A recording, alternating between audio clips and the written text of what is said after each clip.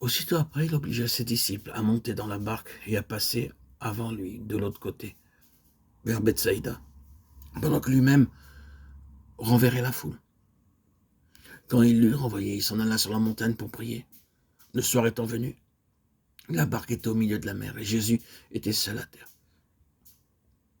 Il vit qu'ils avaient beaucoup de peine à ramer, car le vent leur était contraire. À la 4e veille de la nuit environ, il alla vers eux, marchant sur la mer, et il voulait les dépasser. Quand ils le virent marcher sur la mer, ils crurent que c'était un fantôme. Et ils poussèrent des cris, car ils le voyaient tous, et ils étaient troublés. Aussitôt Jésus leur parla et leur dit « Rassurez-vous, c'est moi, n'ayez pas peur ». Puis il monta vers eux dans la barque et le vent cessa. Ils furent en eux-mêmes tout stupéfaits, remplis d'étonnement, car ils n'avaient pas compris le miracle des pains, parce que leur cœur était endurci.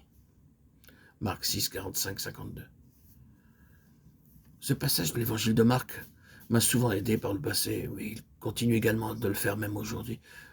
Peu de temps avant cet incident, nous voyons le Seigneur Jésus nourrissant 5000 personnes avec 5 pains et 2 poissons. Et après ce même incident, nous retrouvons le Seigneur guérissant beaucoup de malades. Ces 3 épisodes réunis typifient l'œuvre du Seigneur Jésus depuis sa mort à la croix jusqu'à l'établissement du royaume. Ils illustrent que le Seigneur a été crucifié pour nous, qu'il est monté au ciel pour être notre souverain sacrificateur et qu'il reviendra bientôt instaurer l'ère du royaume. Jean aussi rappelle l'épisode du Seigneur, nourrissant les 5000 personnes.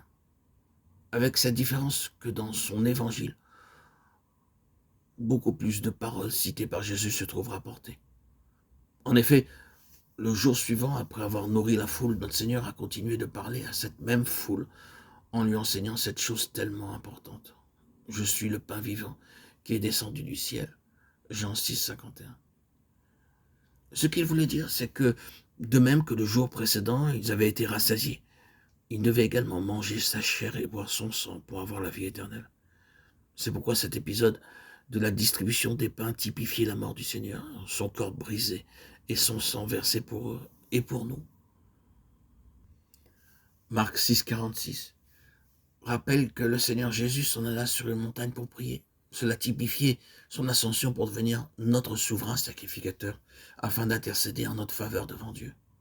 Finalement, le récit de Marc 6, 53, 56 représente en type le retour du Seigneur pour établir son royaume et guérir tous les malades.